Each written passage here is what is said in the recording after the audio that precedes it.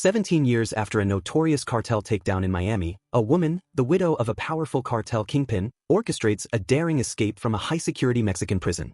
She is cunning and ruthless, driven by a thirst for vengeance and a desire to reclaim her family's lost empire. With the help of her loyal son, a skilled and deadly operative, she executes a meticulous plan. Inside the prison, she confronts a female guard in a secluded area, swiftly overpowering and killing her. The woman swaps clothes with the guard, assuming her identity to blend in with the chaos she's about to unleash. Meanwhile, her son coordinates an external assault.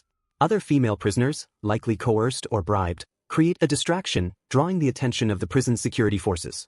As alarms blare, the disguised woman is loaded into an ambulance, mistaken for the injured guard.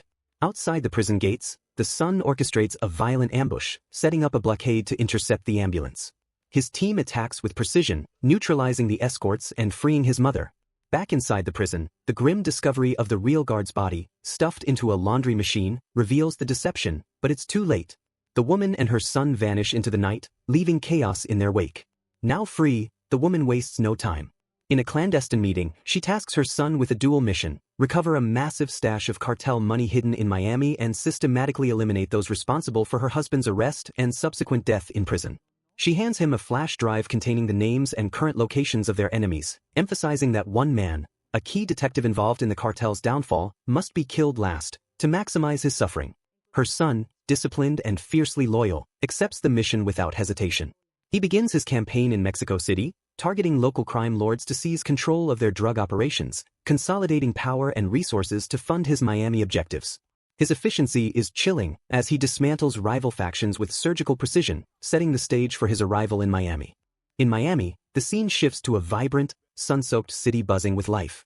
A man, a seasoned Miami PD detective known for his relentless drive and charisma, is behind the wheel of his sleek new Porsche, tearing through the streets with a police escort.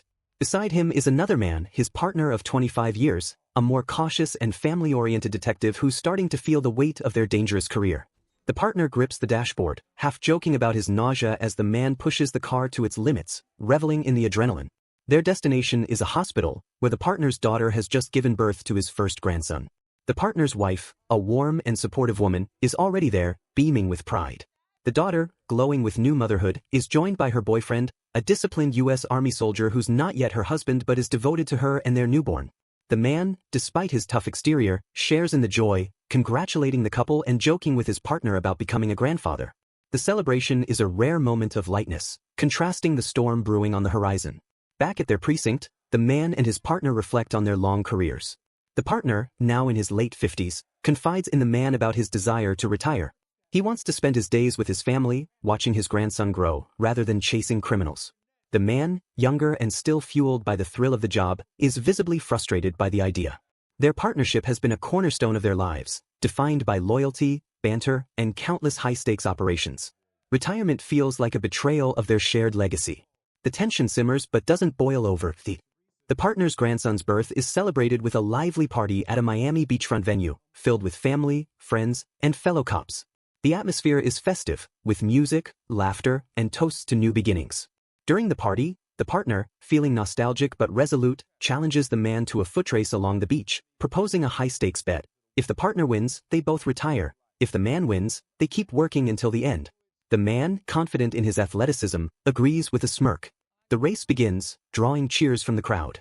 The man surges ahead, his competitive streak in full force, while the partner lags behind, winded but determined. Just as the man crosses an imaginary finish line, a motorcycle roars into view. The woman's son, wearing a helmet and armed with a custom pistol, opens fire in a drive-by shooting. Bullets tear into the man, who collapses, blood pooling around him as the crowd screams. The son speeds off, leaving chaos behind. The man is rushed to the hospital, where he lies in a coma for months. The partner, racked with guilt for not being faster or closer during the race, visits daily, grappling with his earlier talk of retirement. Meanwhile, the woman's son continues his mission, methodically assassinating other targets on his list: a forensics expert, a prosecutor, and a judge who all played roles in the cartel kingpin's downfall. Each killing is executed with cold efficiency, often in public settings to send a message. The woman, monitoring her son's progress from Mexico, is furious to learn he targeted the man first, against her explicit orders. She chastises him, demanding he prolong the man's suffering by killing those around him first. In defiance, the son uploads a video of the shooting, captured via a helmet-mounted camera, to the internet. The footage, showing the man's collapse in vivid detail, goes viral, amplifying the son's taunt. The Miami PD's Advanced Miami Metro Operations (AM) team, a tech-savvy unit trained in cutting-edge tactics, takes over the investigation. They analyze the custom rounds used in the man's shooting, but the trail runs cold. The partner, now officially retired, struggles with his decision, haunted by the attack on his friend. The man, still in a coma, is unaware of the mounting body count tied to his past case. The woman, learning the man survived, contacts her son, reiterating her order to let him live, for now, so he can witness the destruction of everything he holds dear. The son complies, focusing on secondary targets while planning his next move. Months later, the man awakens from his coma, weak but driven by a burning need for revenge. His recovery is grueling, marked by physical therapy and flashes of the shooting that haunt him. Watching the viral video, he recognizes the taunt and senses a personal connection to the shooter. He tries to convince the partner to join him in the hunt, but the partner, committed to his family, refuses, leading to a heated argument. The man, undeterred, goes rogue, tracking down an informant in a seedy Miami bar. Using intimidation and violence, he extracts the name of an arms dealer linked to the custom rounds. The man's reckless pursuit draws the attention of the precinct's captain, a seasoned leader nearing retirement himself. Reluctantly, the captain assigns the man to work with M, led by another woman, a sharp and disciplined lieutenant who happens to be the man's ex-girlfriend. Their past relationship adds tension, but her professionalism keeps the team focused. AMO uses advanced surveillance tech, including drones and facial recognition, to track the arms dealer to a waterfront deal. The man, still impulsive, spots the buyer's intent to double-cross the dealer and intervenes, hoping to save him for questioning. The plan backfires, a firefight erupts, and the dealer is killed before revealing anything useful. The man escapes, but the mission is a failure, straining his relationship with A. Back at the precinct, the captain pulls the man aside, offering fatherly advice about finding a new path in life beyond vengeance. He shares his own plans to retire, hoping to enjoy his remaining years in peace. Moments later, as they walk outside, the woman's son strikes again, assassinating the captain with a sniper shot. The loss devastates the man and shocks the partner, who had been distancing himself from the case. The partner, grieving the captain's death, decides to rejoin the fight, vowing to work with AMO as a team. AMO traces the arms dealer's financial trail to an accountant tied to Miami's underworld. The team crashes the accountant's lavish birthday party at a nightclub, leading to a chaotic car chase through Miami's neon-lit streets. The woman's son intervenes in a helicopter, attempting to extract the accountant. When the accountant panics, blocking the son's shot at the man, the son kills him without hesitation. As he takes aim at the man, he shouts, "Hasta el fuego," a phrase that hits the man like a lightning bolt. The partner's gunfire forces the son to retreat, but not before the man falls into a river, narrowly escaping death.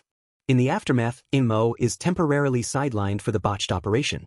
In a private moment, the man confides in the partner, revealing a bombshell. The son might be his own, born from a passionate but doomed romance with the woman during his undercover days in the cartel. 24 years ago, before partnering with the partner, the man infiltrated the cartel and fell in love with the woman. They planned to escape together, using "Hasta el fuego" as their secret phrase. Loyalty to the police ultimately prevailed, and he left her behind, unaware she was pregnant.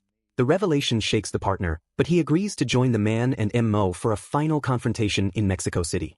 The team travels to Mexico City, tracking the woman to the historic Hidalgo Palace, now a stronghold for her operations. The man confronts her, demanding answers about their past and the son.